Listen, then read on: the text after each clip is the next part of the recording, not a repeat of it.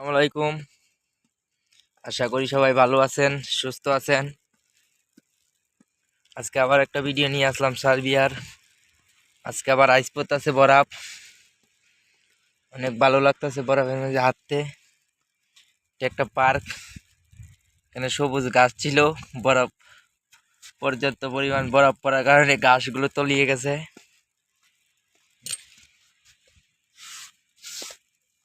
এই এই আইস